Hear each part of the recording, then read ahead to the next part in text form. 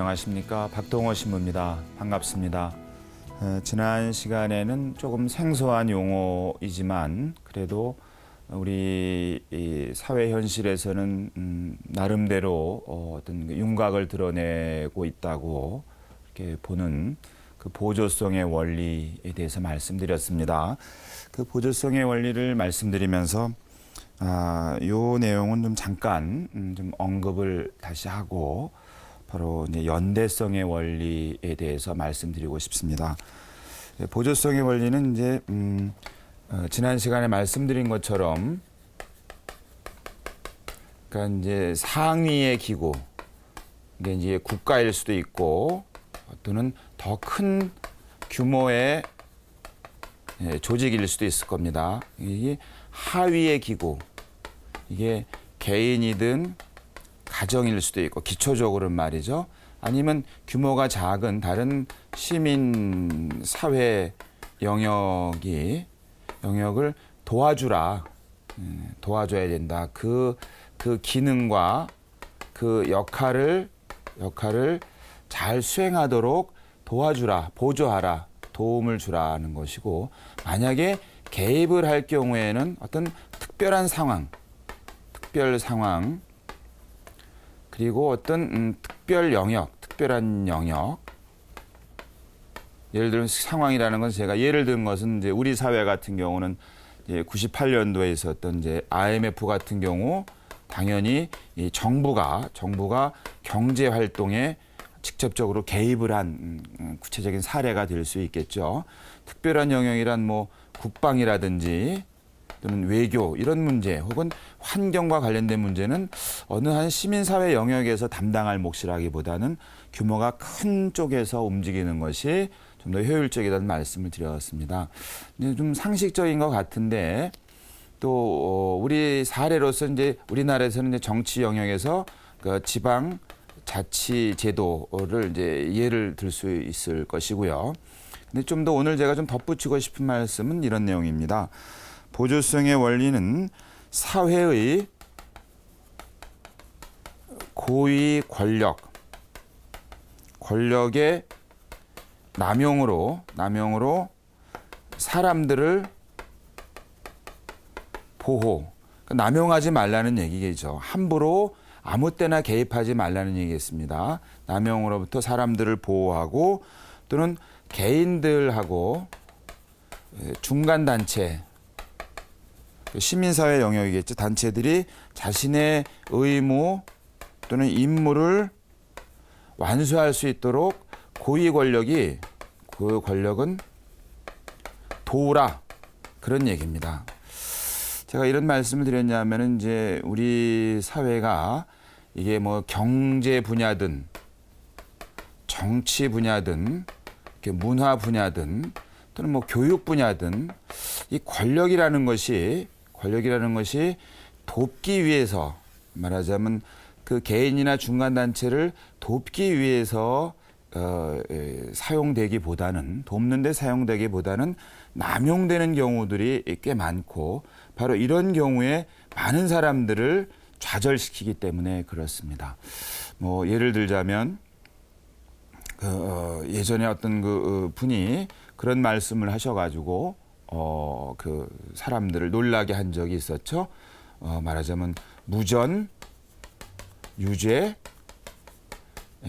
유전, 무죄, 이런 경우도 그렇습니다. 말하자면 같은 죄를 범했는데 그 변호사를 선임할 형편이 못 되면 그냥 물론 이제 다 그런 건 아닐 겁니다만 이런 것을 우리가 인구에 회자하는 것도 그럴 것이고, 또 우리가 이제 청문회 같은 경우 이제 고위 공직자라든지 이런 분들의 공직자 청문회 같은 경우 할 때 보면 그분들이 가지고 있는 이 힘으로 그것을 남용해서 자기들의 그 사사로운 이익은 꾀하고 사람들은 많은 사람들에게 아픔을 주거나 불이익을 주는 경우, 뭐 전입의 문제라든지 토지의 소유의 문제라든지 세금 납부에 관한 문제, 뭐 국민연금, 뭐 의료 보험에 관한 이런 문제들이 심심치 않게 우리 사회를 좀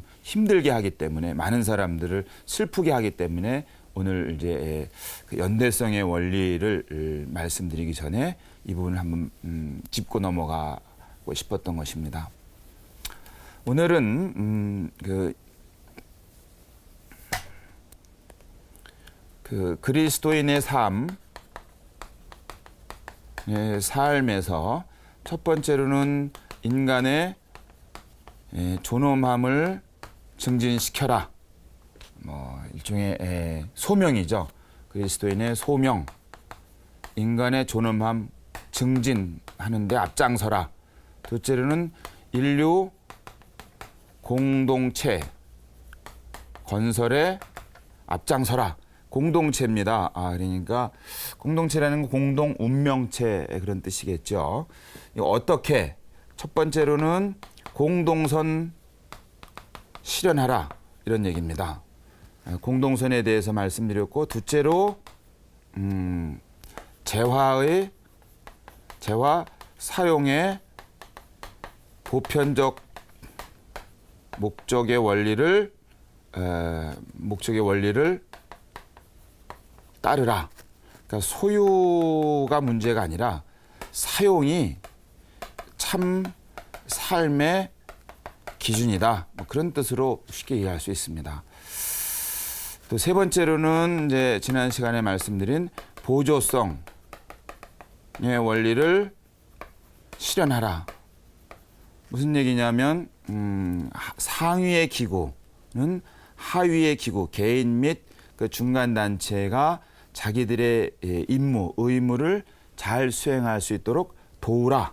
지배하거나 지나치게 개입하거나 권력을 남용하지 말고 도우라는 겁니다. 그것은 자율성의 원리라고도 말할 수 있습니다.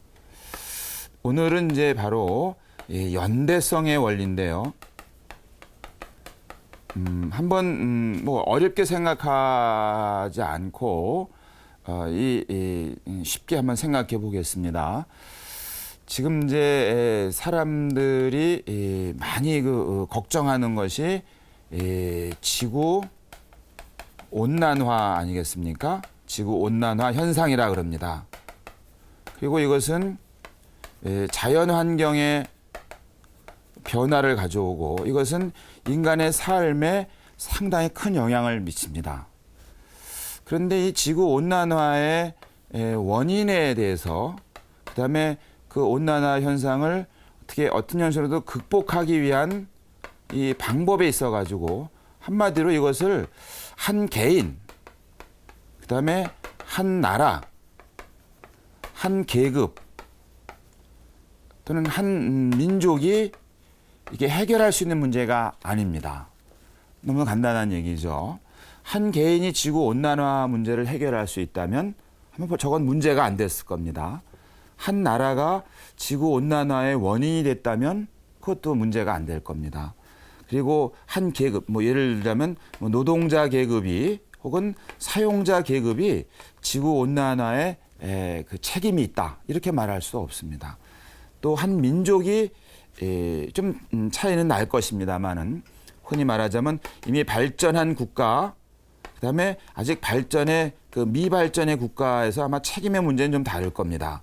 어쩌면 그 산업 발전으로 인한 부작용이 이거 아니겠습니까? 산업화는 인간의 삶의 그 환경을 편리하긴 해줬지만 이 자연에 대해서는 그렇지 못했던 것이죠. 자연에게 가한 어떤 그 침해 현상이 생긴 겁니다. 그러니까 이런 문제를 한 개인이나 한 나라나 한 계급, 특정 계급이나 어떤 한 민족에게 거기다가 원인을 두고 거기다가 해결을 요구한다는 것은 가능하지가 않습니다. 이것은 특히 이 세계화의 시대에, 우리가 이제 세계화라는 말을 자주 씁니다만 모든 사람이 함께 하지 않으면 이 문제를 극복할 수 없는 문제입니다. 그래서 예를 들어서 뭐 탄소량을 배출하는 것도 제한을 한다. 그래서 어느 가라는 기업이 탄소 배출량을 뭐 100을 가지고 있는 것으로 있다면 남은 게 1년에 80을 배출을 하면 20을 남은 거 아닙니까? 그럼 또 20을 또 나라는 회사에다가 나라는 회사는 100을 탄소 배출량 할 수 있는데 갖고 있는데 보니까 105가 되면 안 되지 않습니까? 여기 가서 20을 사올 수 있다. 뭐 이런 얘기까지도 하고. 근데 또 문제는 이제 그런 것을 이렇게 해결하는데 이것은 당연히 이런 그 연대를 전제로 합니다. 이게 쉬운 게 아닙니다. 예를 들면 미발전 국가 같은 경우는 지구 온난화에 우리는 책임이 없다. 왜냐하면 주요한 원인이 이 산업화에 기인한 것이기 때문에. 그런데 왜 이 문제 해결에 우리에게 책임을 묻느냐라고 해서 안 할 수도 있고요. 난 빠지겠다 이 문제에.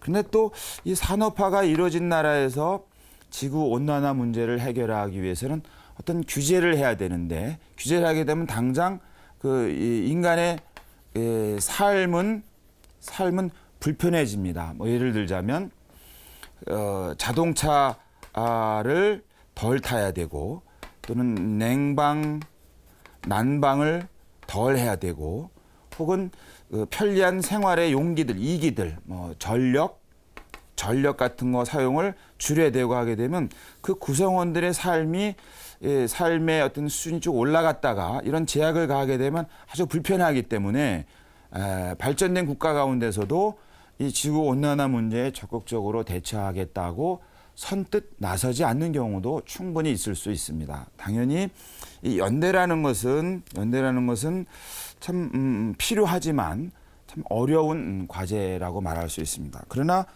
기본적으로 연대는 반드시 필요합니다. 오늘날의 문제로 예를 들었습니다만 이 연대라는 것은 조금 뭐 역사적인 배경을 갖습니다. 특히 우리 사회에 시사하는 바는 꽤 된다고 봅니다. 연대는 처음에는 자유주의 혹은 자유자본주의 혹은 개인주의, 극단적인 자유주의, 개인주의 혹은 집합주의, 이런 집합주의라는 말을 사전을 찾아보면 말이죠. 토지나 생산수단, 소위 이제 공장을 옛날엔 말했습니다. 공장을 국가가 관리하는 걸 말합니다. 전적으로. 개인에게 맡기는 것이 아니고 중간단체에게 맡기는 것이 아니고 국가가 관리하는 거예요. 집합주의라 그러고 이게 공산주의 혹은 사회주의라는 이런 경제 이념으로 작동을 합니다. 사실은 이제 18세기에 또는 17세기부터 이런 그 개인주의, 자유주의, 이 자본주의가 등장하면서 생긴 문제가 우리가 이제 우리 사회에서 많은 영향을 준 이런 그 병폐겠죠. 말하면 빈부 격차, 몇 주 전에 말씀드린 것처럼 심각한 불평등이겠죠. 불평등 혹은 불균형. 그리고 이것이 훗날은 계급 간의, 그러니까 이제 유산자와 무산자의 계급 사이에 갈등을 가져오고 이 갈등을 치유하는 대안으로 이 소셜리즘, 사회주의가 등장하지 않습니까? 그러니까 사회주의는 처음부터 등장한 게 아니고 이 자유주의, 자본주의의 병폐, 계급 간의 갈등을 해소하는, 계급 간의 불균형을 해소하기 위한 대안으로 등장한 경제 모델이라고 말할 수 있겠죠. 그런데 이 자유주의든 자본주의든 개인주의든 집합주의든 공산주의든 사회주의든 어떤 것이 그 배경으로 있냐면 바로 사람을 누구로 볼 거냐 하나 하고 또 하나는 그 사람이 사는 사회를 무엇으로 볼 거냐 그런 참 이걸 인간관이라고 말하고 이거를 세계관이라고 말합니다. 근데 이 개인주의에서는 이 사람 개인의 자유를 공동체보다 월등하게 앞선 것으로 봅니다. 개인주의라는 게 그렇지 않겠습니까? 그러니까 공동체의 선익 혹은 타인에 대한 의무, 다른 사람에 대한 의무를 개인의 자유에 종속시킵니다. 내가 하고 싶으면 하고 하기 싫으면 안 하고 이런 것이겠죠. 개인의 자유는 선택에다 맡깁니다. 그럼 이 개인주의에서는 이 사회를 어떻게 볼 것이냐? 사회는 바로 이 개인들이 계약을 맺은 하나의 집합체에 불과하다. 자유롭게 계약을 맺은 거죠. 개인들이 자유롭게 계약을 맺어서 한 사회를 구성하자. 이렇게 된 겁니다. 그다음에 사회주의나 집합주의 같은 데서는 사람을 뭘로 볼 거냐면 사람은 단순한 그 집단의 그냥 구성원에 불과합니다. 그리고 이 집단의 구성원은 뭐야 하면 집단에 종속되는 것으로 봅니다. 전체주의 또는 집합주의 혹은 사회주의의 인간관은 그렇습니다. 그러니까 소위 말하면은 표현이 가능한지 모르겠습니다만은 집단의 의지 혹은 뜻에 개인의 자유를 종속시킵니다. 내가 하고 싶다고 되는 게 아니죠. 집단이 요구하는 대로, 집단이 말하는 대로, 집단이 원하는 대로 해야 되는 것이죠. 그다음에 사회는 뭘로 볼 거냐? 마찬가지로 이걸로 봅니다. 이런 개인들이 이 집단화된 거다. 개인의 계약이다. 그런데 우리 가톨릭 교회는 사람을 그렇게 보지 않습니다. 인간을 존엄하다고 봅니다. 인간은 존엄한 자유의 주체입니다. 존엄한 주체입니다. 그리고 하느님의 모상이고 사람은 그냥 단순한 개인의 조치가 아니라 사회적 존재로 봅니다. 말하자면 이웃과 함께 유기적 관계를 맺는다. 나 혼자 살지 않는다는 거죠. 개인주의하고도 반대가 되고 이 존엄한 주체란 점에서는 사회주의하고 반대가 되고 사회적 존재란 점에서는 개인주의하고도 반대가 됩니다. 사회도 마찬가지로 우리는 유기체라고 봅니다. 유기체라는 거는 이제 오르간들, 사람 몸에 있는 여러 기관들이 있지 않습니까? 또 팔도 있고 다리도 있고 머리도 있고 또 배도 있고 또 장기도 있고 여러 가지인데 우리는 그것들이 그냥 각각으로 존재하는 것이 아니라 그걸 아주 합쳤다 그래서 사람이 되는 건 아니죠. 그것을 다 모았다고 사람이 되는 건 아닙니다. 서로가 서로에게 없어서는 안 되고 그렇다고 같지도 않으면서 그렇다고 전혀 별개의 것도 아닌 그런 것을 우리는 유기체라 그러거든요. 사회는 그런 것이다라고 우리 교회는 봅니다. 이 두 가지, 이 인간관과 이 세계관을 실현하는 것은 자유주의도 아니고 자본주의도 아니고 개인주의도 아니고 집합주의, 공산주의, 사회주의도 아니다. 바로 연대야말로 사람들 바로 이 인간의 존엄함의 주체, 그다음에 사회적 존재라는 것, 그다음에 유기체라는 것을 실현하는 이런 것을 표현하는 것이 뭘까? 그건 연대다. 주로 그리고 이 연대는 그러니까 사람과 사람의 연대도 있지만 무엇을 근거로 할까? 하느님과 인간의 연대를 말합니다. 그리고 하느님과 인간의 연대는 누구에게서 완전히 실현되었느냐? 예수 그리스도에게서. 말하자면 하느님께서는 우리 인간과 연대한다. 그래서 구원의 여정을 함께 가고 있다.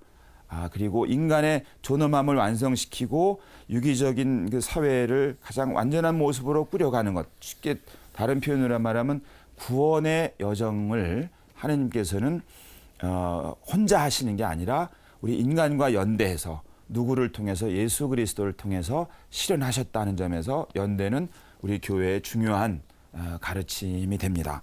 특히 최근에 와서는 이 연대가 단순히 처음에는 물론 이 연대는 자유주의, 자본주의 또는 이런 경우는 주로 어느 영역에 관련된 부분이냐면 경제 영역에 많이 관련된 부분이고 그래서 당연히 사용자와 노동자 사이의 연대, 사용자와 노동자 사이의 연대, 그다음에 노동자와 노동자의 연대로 발전하고 최근에 와서는 이게 이런 노동 문제뿐만 아니라 제가 처음에 말씀드린 것처럼 이 환경에 관련된 문제에 있어만큼은 이런 정도로는 안 된다. 모든 이의 연대, 모든 사람, 모든 민족, 그다음에 모든 선의의 사람, 이런 사람 사이에 연대가 필요하다. 이 환경 문제를 우리가 해결하거나 접근하려면.